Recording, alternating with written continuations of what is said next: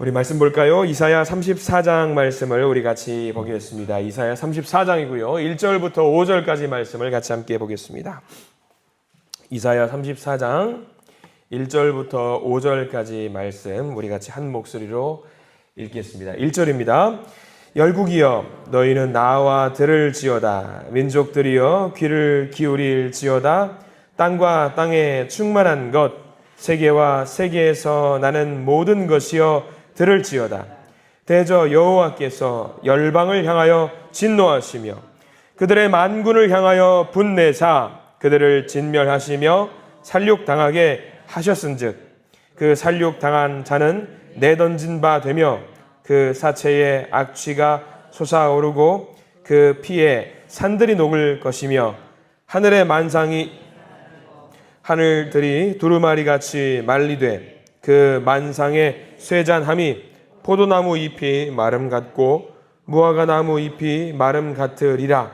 여호와의 칼이 하늘에서 족하게 마셨은즉 보라 이것이 에돔 위에 내리며 진멸하시기로 한 백성 위에 내려 그를 심판할 것이라. 아멘. 오늘 이 말씀 가운데 하나님의 은혜의 말씀, 소중한 은혜의 말씀이 되기를 간절히 기도하고 소망합니다.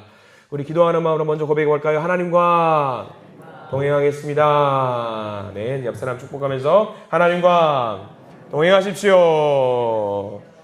하나님과 동행하는 날 복된 날 되시길 간절히 축원하고 소망합니다. 우리가 이사야 말씀을 보고 있습니다. 이사야가 전체 몇 장까지 말씀이 있는지 혹시 아십니까? 66장까지 있죠. 66장에서 34장 정도 됐으면은 이제 우리가 어떤 생각을 한번 할 수 있냐면 반 정도 왔다 정도라고 볼 수 있는 거예요. 부지런히 잘 달려오셨고 우리 한 달 반 정도 달려오면서 이제 이사야 반 정도를 달려왔어요. 사실 정말 이사야 34장에서 35장이 전반부예요. 정말 이렇게 배치를 할 때 전반부로 구성이 되어 있어요. 그래서 우리는 반 정도 왔으면은 이사야 말씀에 대해서 요약을 할 수 있습니다. 제가 늘 말씀드리지만 이사야의 말씀이 두 가지를 강조하고 있다라고 말씀했어요. 두 가지는 뭐냐면 첫 번째는 심판이고요. 또 하나는 회복이라는 말씀을 드린 적이 있습니다.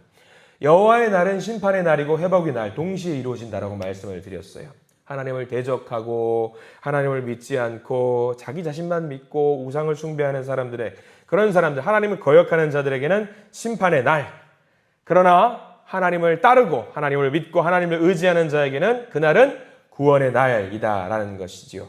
특별히 34장과 35장은 중요합니다. 오늘 우리가 34장을 봤지만 34장 우리가 1절부터 5절까지 말씀을 읽었어요. 근데 아마 오늘 묵상하시는 분들 17절까지 말씀을 쭉 읽어보면은요, 어떤 단어만 눈에 보이게 되느냐?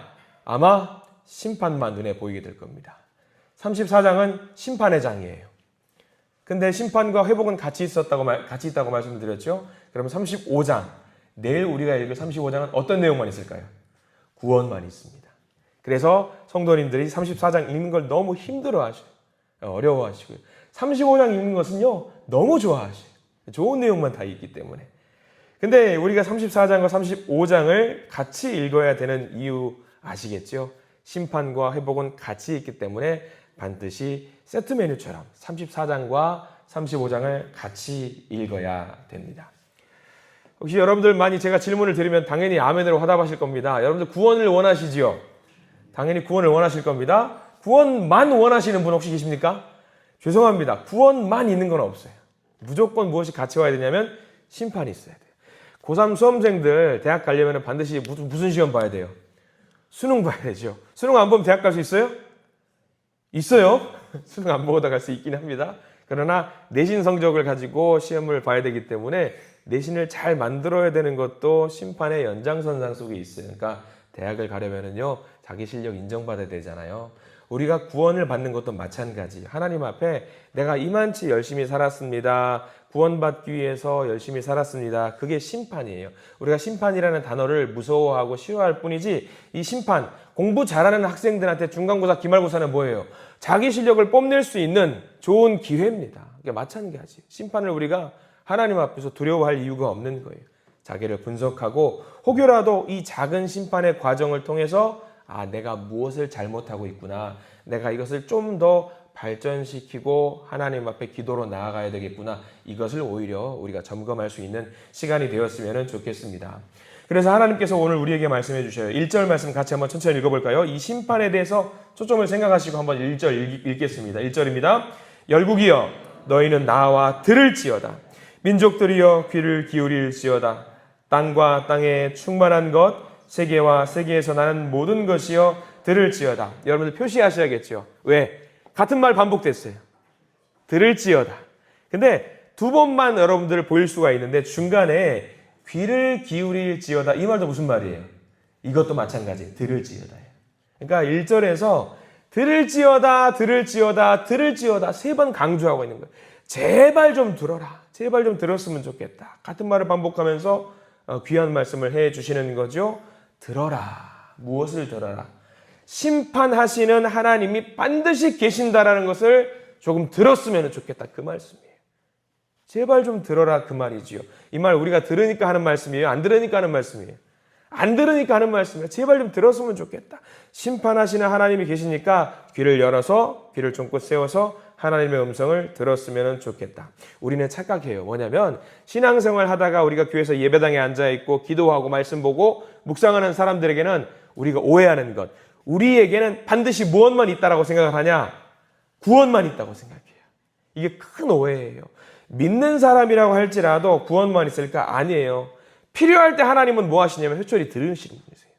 심판이 반드시 있으니까 그거를 제발 좀 들었으면 좋겠다. 들었으면 좋겠다. 들었으면 좋겠다. 하나님은 심판하시는 하나님이시고 하나님의 뜻을 따르지 않는 자들, 하나님을 거역하는 자들, 하나님이 아닌 자기의 욕망과 야망을 따르는 자들에게는 반드시 하나님은 심판을 주신다. 들어라. 들어라. 들어라. 근데 그 듣는 것이 누가 듣느냐? 1절 말씀 제일 처음에 누가 들으라고 나와 있냐면 열국이여라고 나와 있어요.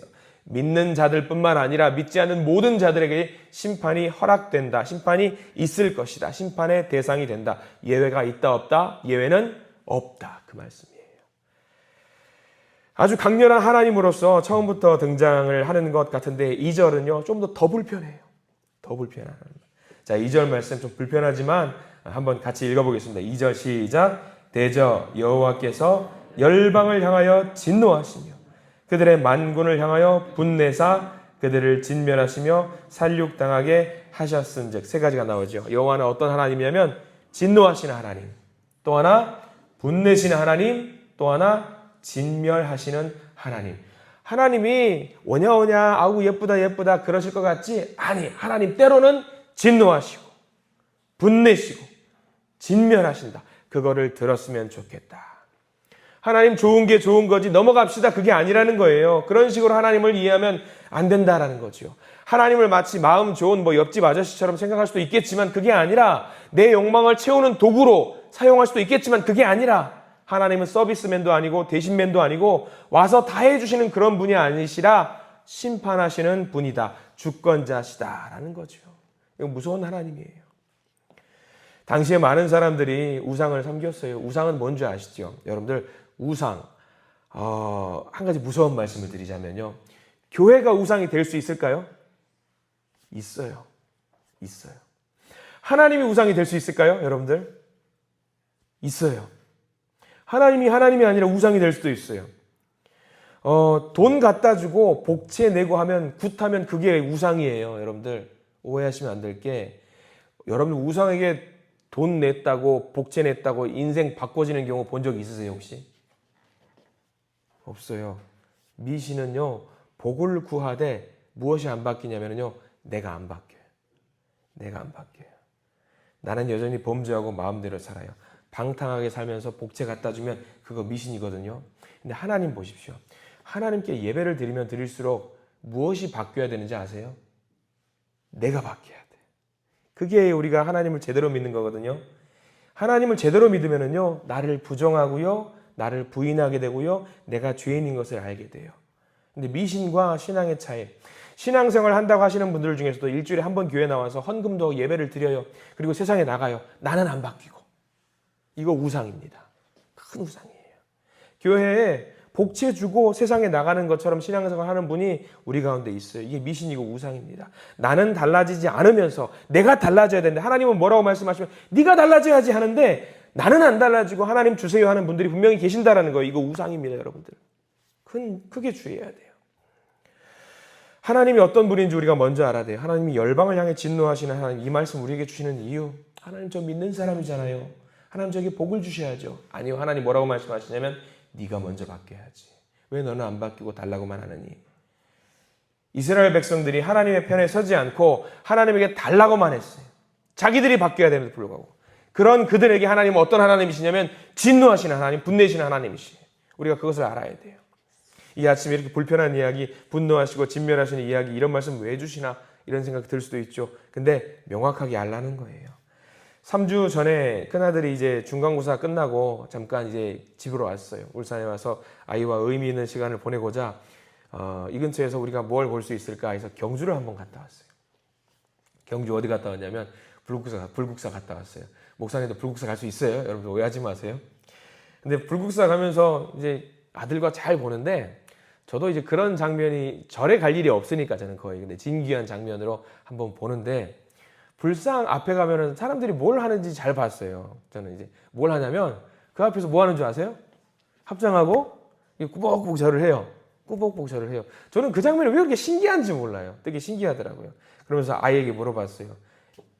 아들아, 저거 뭐 하는 거 같냐? 물어봤어요. 기도하고 있네요. 너도 기도하잖아. 아, 기도하죠. 무슨 차이가 있을까? 글쎄요. 하나님한테 기도하는 거고 저 사람들은 우상한테 기도하는 거잖아요. 아니 그렇지. 근데 저 사람들은 무슨 차이가 있냐면 기도를 하는데 자기는 안 변해. 무슨 말씀이세요? 기도를 하면서 자기는 안 변하면서 달라고만 하는 게 기도다? 저 사람들이 하는 기도다? 그럼 우리는요? 우리는 기도하는데 제일 먼저 어떤 기도를 하냐면 하나님께 달라고 하는 건 똑같은데 하나님을 통해서 내가 변화시켜 달라고 하는 게 그게 우리 기도의 특징이다.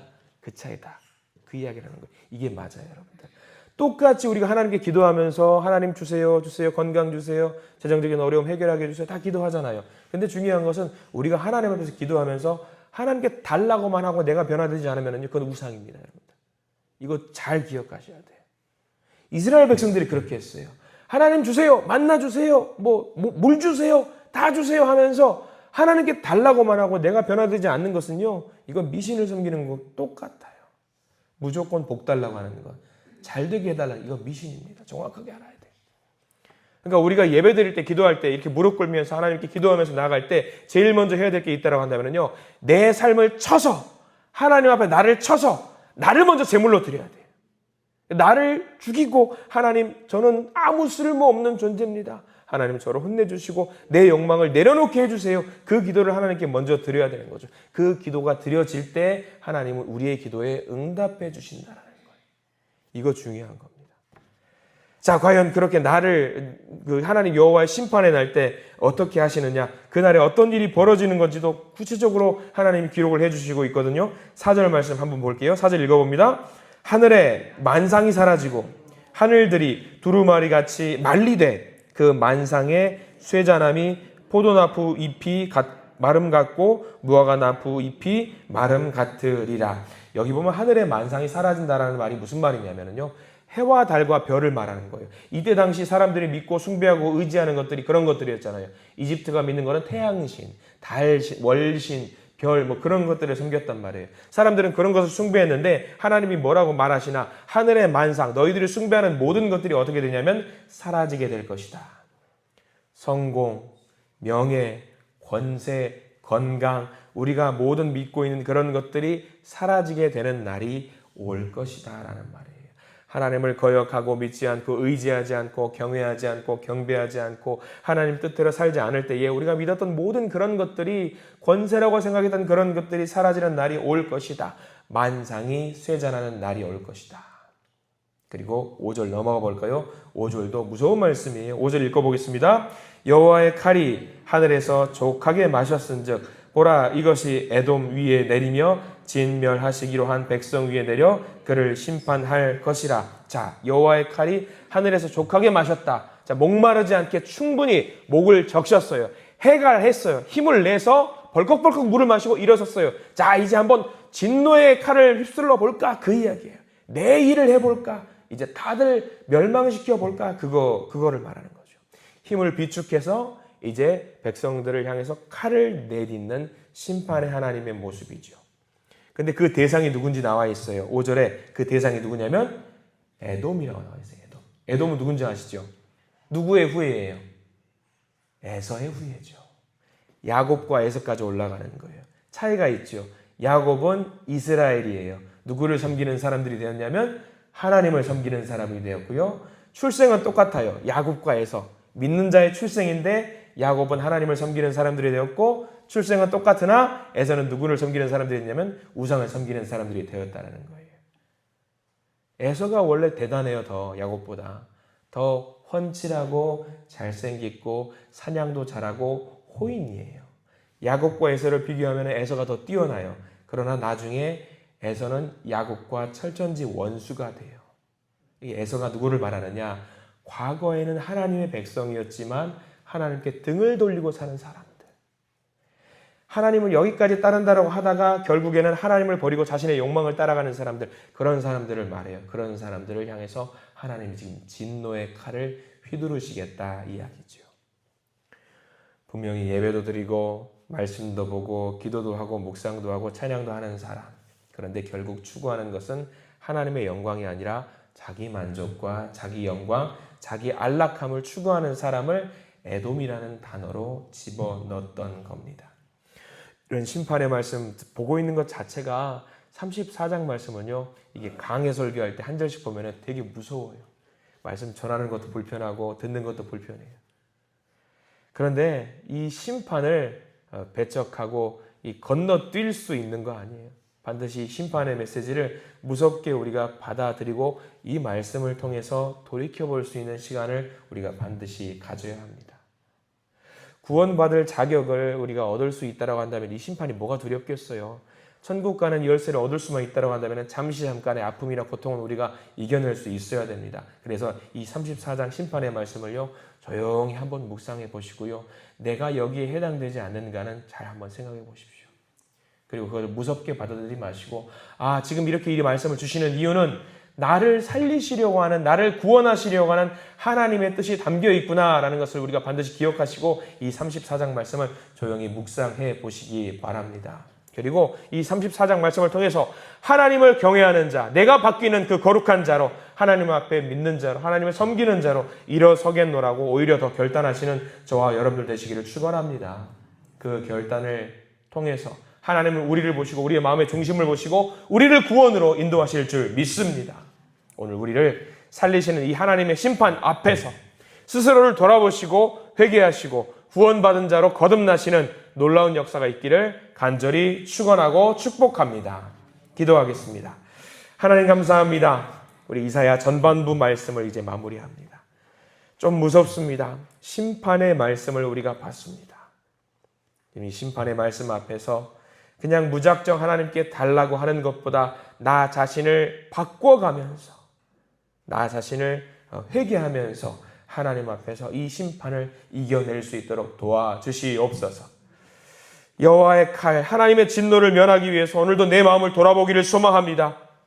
우상을 섬기듯이 하나님을 섬기는 것이 아니라 먼저 나 자신을 부인하고 나의 존재를 새롭게 해서 하나님의 자녀답게 사는 우리가 될 수 있도록 도와주시옵소서. 오늘 우리에게 주신 은혜를 기억하게 하시고 감사하게 하시고 하나님을 찬양하는 온전한 하루, 주의 백성으로 살아가는 그런 하루, 그런 날이 될 수 있도록 주님 저희들을 인도하여 주시옵소서. 심판에서 우리를 구원하시는 예수 그리스도 이름으로 간절히 기도드립니다. 아멘.